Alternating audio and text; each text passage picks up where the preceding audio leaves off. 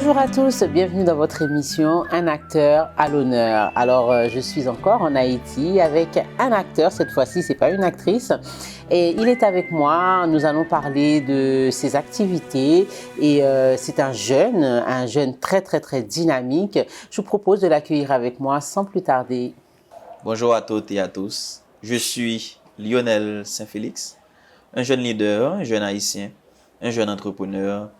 Je coordonne une association nationale estudiantine du nom de RENAE, qui veut dire Regroupement national des étudiants haïtiens.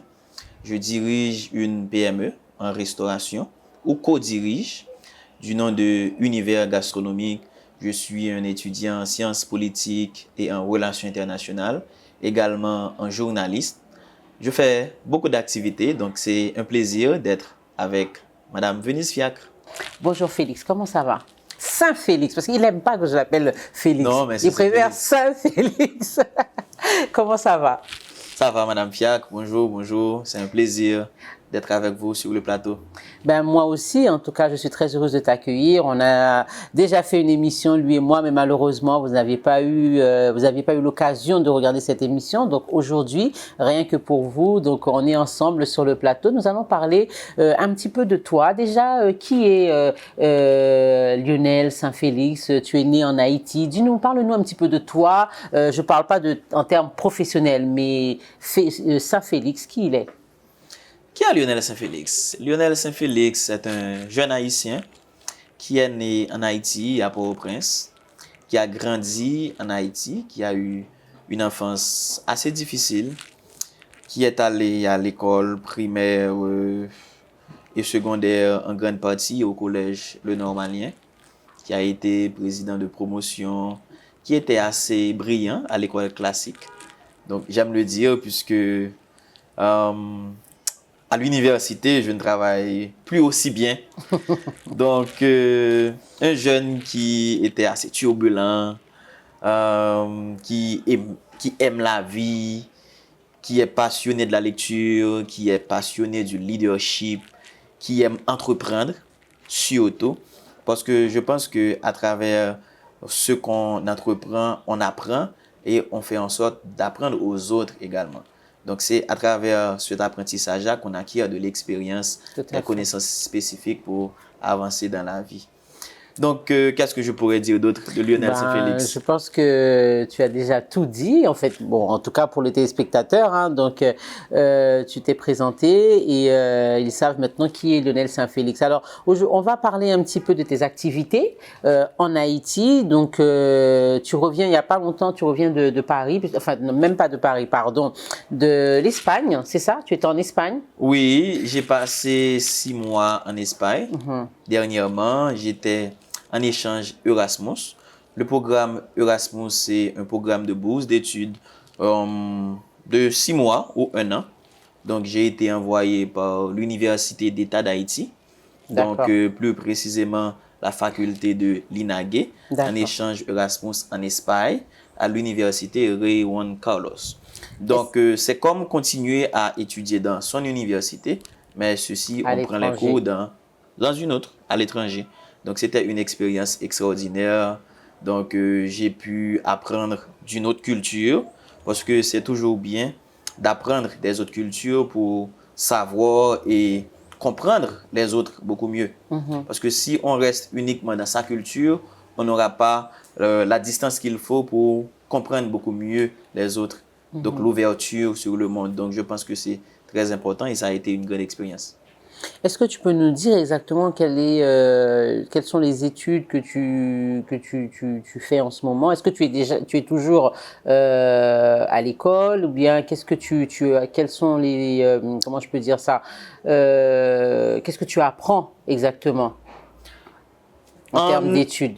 En intégrant l'université, j'avais commencé en gestion des affaires, mais je n'ai pas bouclé le cycle.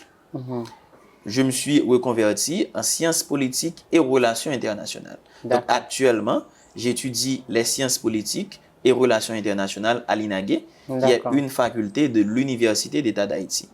Mais entre autres, j'étudie également le journalisme à l'ISNAC, parce que je pense que ça aide beaucoup dans la communication et être journaliste en Haïti, c'est quelque chose qui est on ne peut plus important. Pourquoi? Parce que ça peut aider également dans le travail que je fais, promouvoir la jeunesse, promouvoir une bonne éducation, promouvoir le leadership, etc. Est-ce que justement, par rapport à ce qui se passe en Haïti, toute cette turbulence qu'il y a en Haïti depuis maintenant des années, et ça va malheureusement de pire en pire, toi, en tant que jeune, quel regard tu portes sur tout ce qui se passe, et est-ce que la jeunesse a une place en Haïti? À travers tout ce qui se passe, je pense que d'abord, on doit se responsabiliser. D'abord et avant tout. Pourquoi? Parce que quand on regarde l'histoire, parce que moi j'aime particulièrement l'histoire, puisque je suis en relations internationales, en sciences politiques, etc.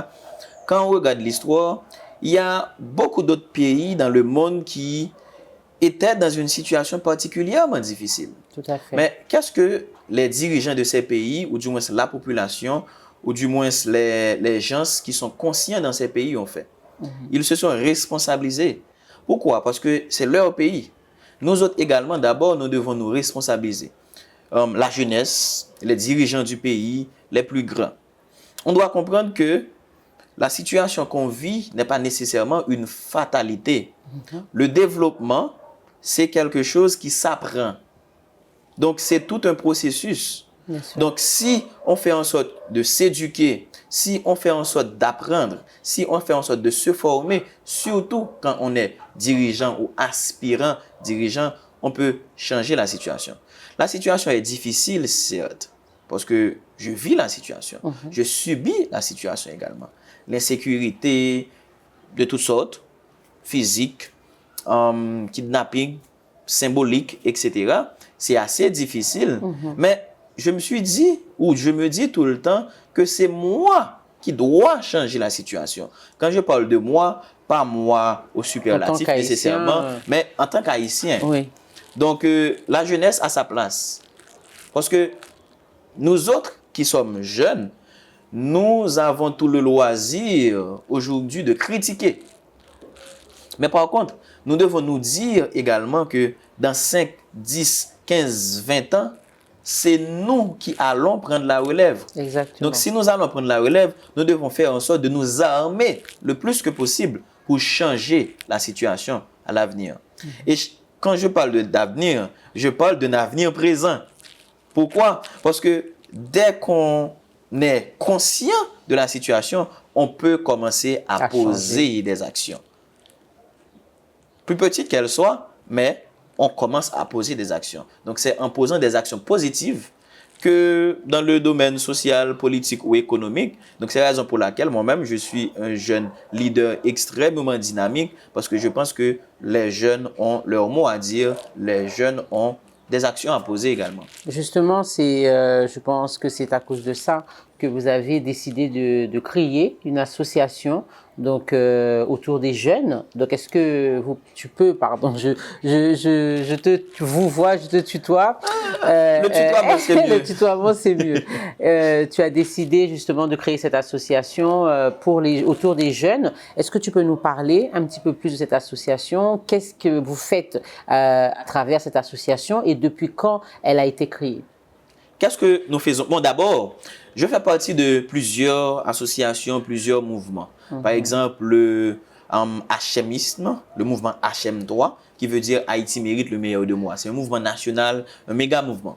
Donc, je fais partie d'autres structures également et j'ai déjà fondé une première association du nom de Espace de réflexion et d'action de la jeunesse haïtienne.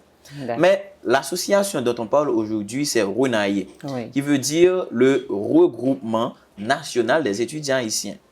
Pourquoi j'ai fondé cette association?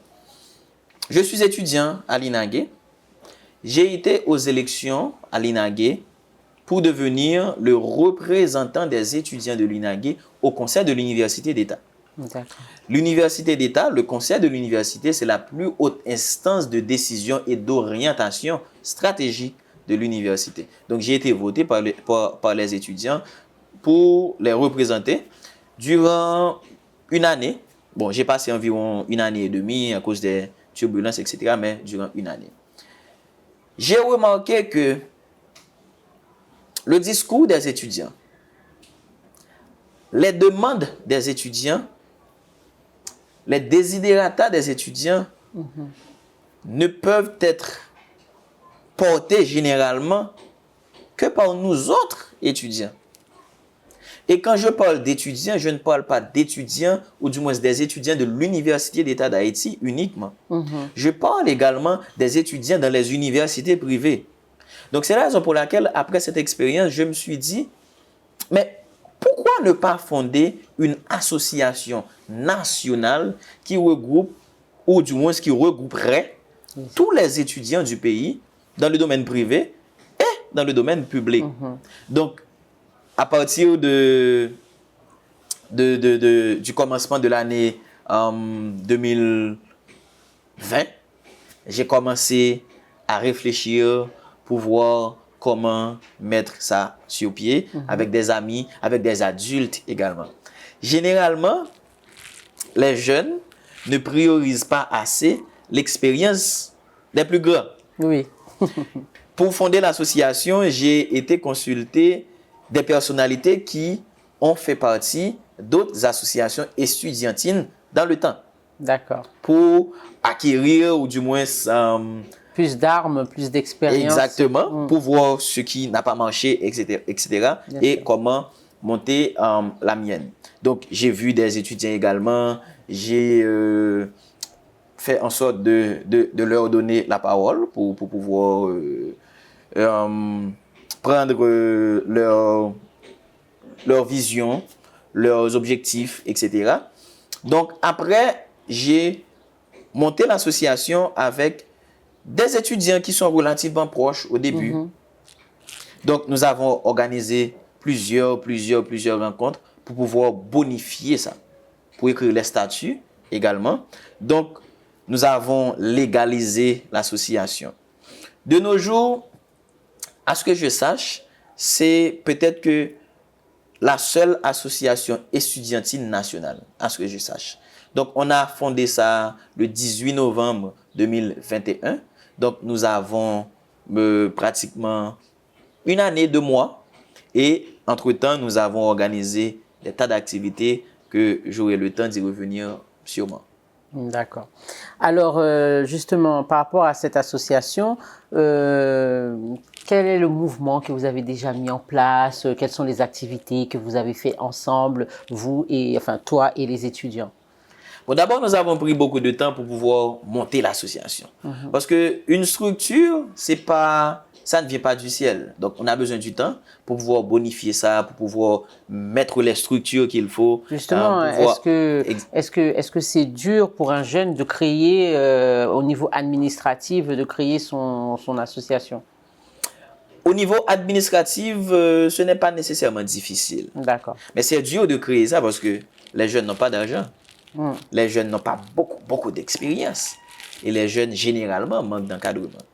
Donc, nous avons structuré ça. Nous sommes légaux.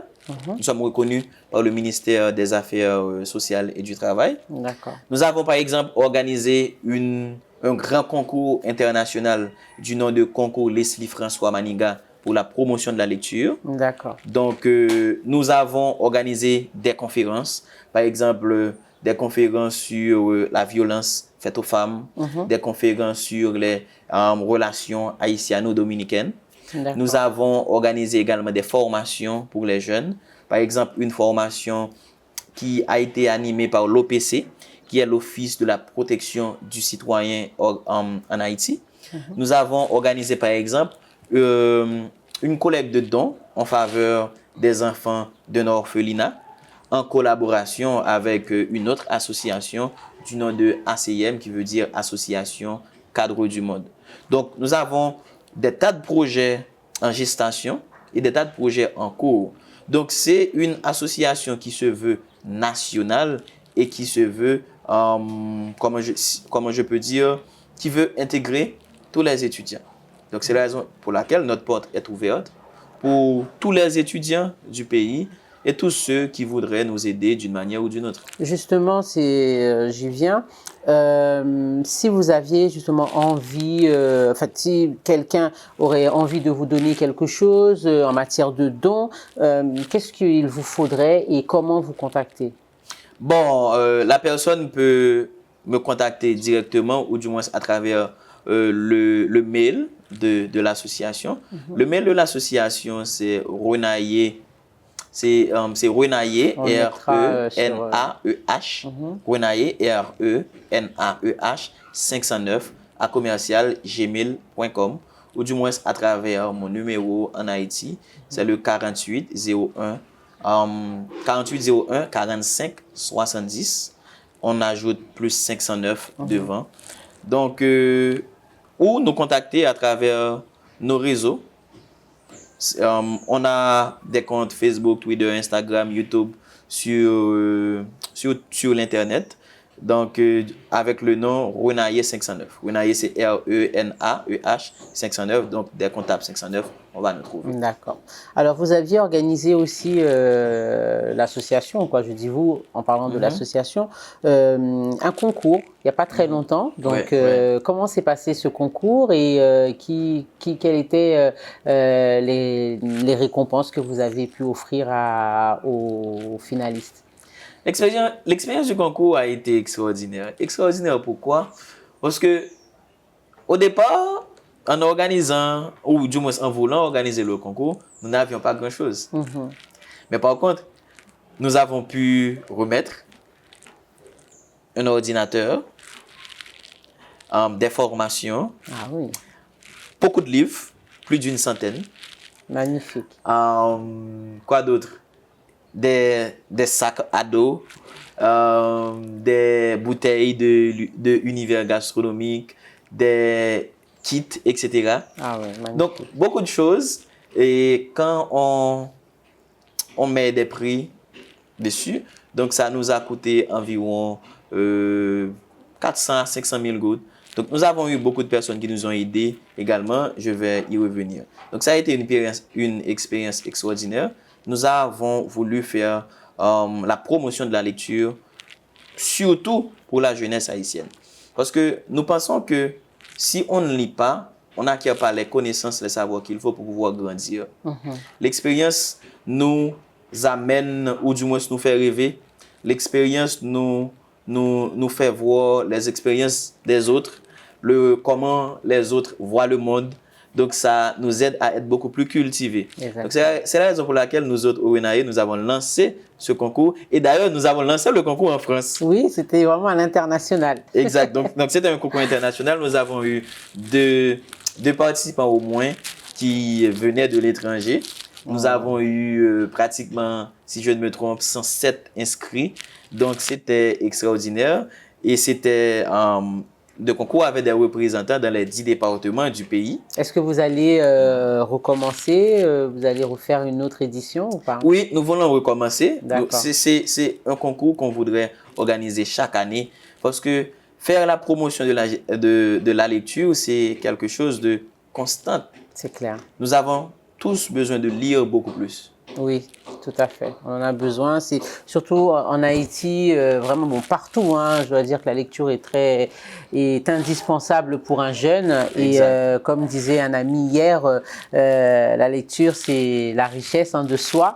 Et voilà, il faut qu'on ait ça comme culture à chaque fois dans nos vies, dans nos maisons, apprendre, donner ça à nos enfants. Je pense que c'est quand même quelque chose d'extraordinaire. Donc, on aurait aimé parce qu'avec Monsieur Saint-Félix, on pourrait passer 2 jours à parler, mais nous avons le temps nous fait défaut malheureusement. Donc en 2 minutes, est-ce que tu peux nous dire, parce qu'il a plusieurs casquettes Saint-Félix, en 2 minutes, peux-tu nous parler un petit peu aujourd'hui de la politique en Haïti? Comment tu vois ça et pour toi, quelle serait la meilleure solution en matière de politique pour que Haïti puisse, bien sûr, on n'a pas la science exacte, c'est sûr, mais à ton avis, quelle serait la meilleure des choses à faire pour que Haïti puisse se relever enfin? Nous savons en tous 5 minutes, pas plus. Oui, bien sûr, bien sûr. Nous savons tous que Haïti vit une situation particulièrement difficile. Et en grande partie, c'est lié à l'incapacité de nos dirigeants, il faut le dire. Nous autres, jeunes, conscients, nous prônons une politique qui soit axée réellement sur les besoins réels du peuple haïtien. Qu'est-ce que le peuple haïtien demande? De l'éducation, de la nourriture, la possibilité de travailler, de la sécurité, un environnement où il fait bon de vivre. Donc je pourrais résumer les besoins du peuple haïtien en 5 points. Maintenant, qu'est-ce qu'il faut pour répondre aux besoins du peuple haïtien? Il faut une autre mentalité pour nous dire que le pays nous appartient. Haïti est notre. Donc, ce n'est pas une autre nation qui va changer la situation pour nous. C'est nous autres Haïtiens. Donc, nous devons nous former beaucoup plus pour pouvoir transformer la société. Donc, c'est la raison pour laquelle, à travers... Bon, je parle peu de la politique, mais quand je parle de la politique, je prône toujours la bonne gouvernance. Et la bonne gouvernance, c'est quelque chose qui s'apprend. On doit respecter les droits humains. On doit promouvoir un état de droit. On doit également faire en sorte de, comment je peux le dire, de mettre les gens ce qu'il faut, à la place qu'il faut également. Dans les autres pays, qu'est-ce qu'on voit? Généralement, les gens qui font de la politique sont parmi les plus formés.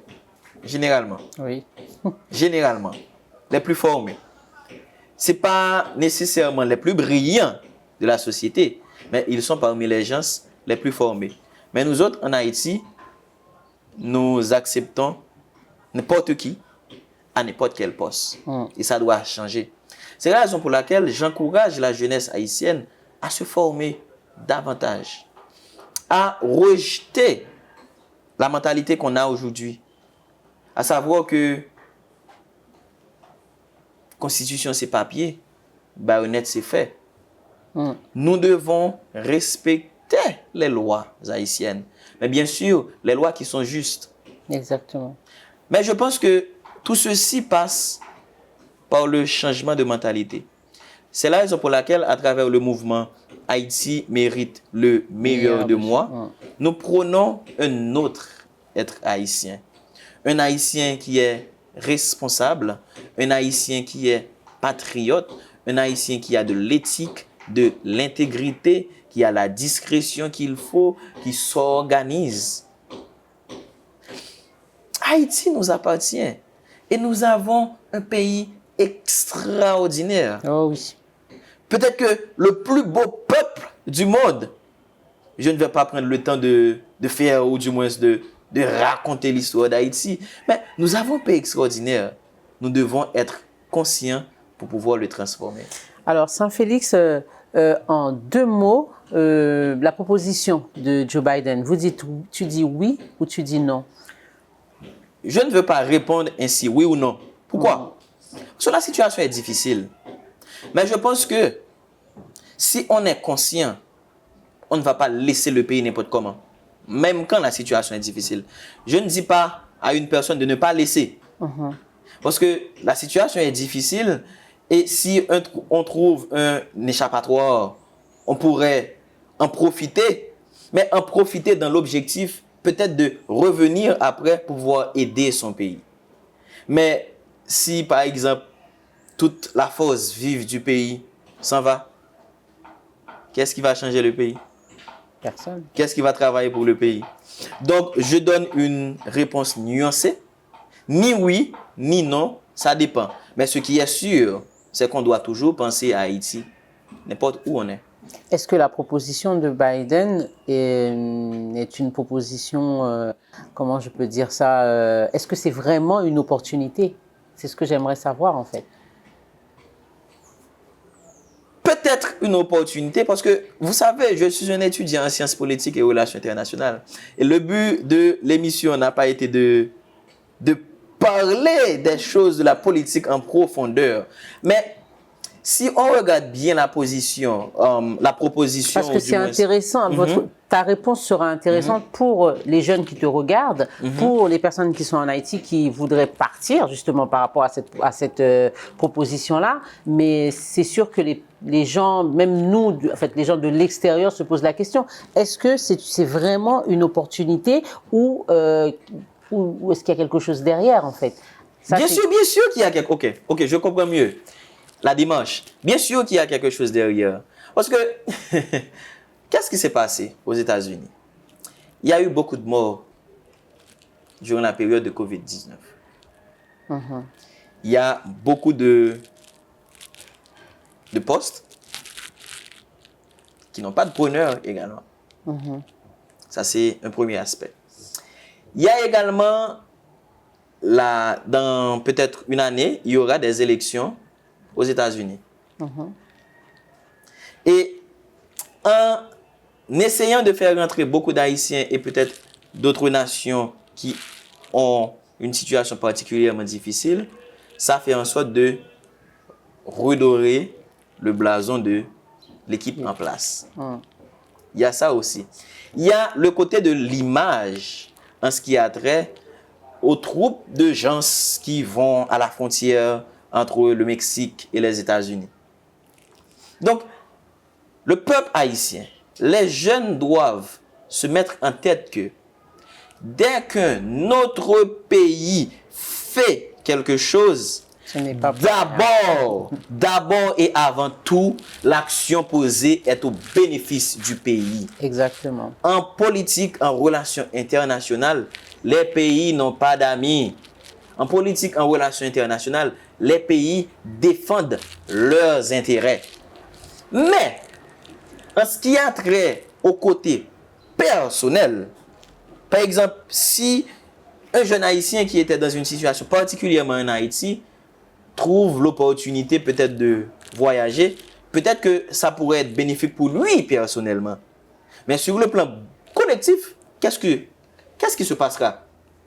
La force vive du pays s'en ira. Exactement. Maintenant, si la force vive du pays s'en va, les gens relativement les plus conscients, donc ça va retarder notre pays.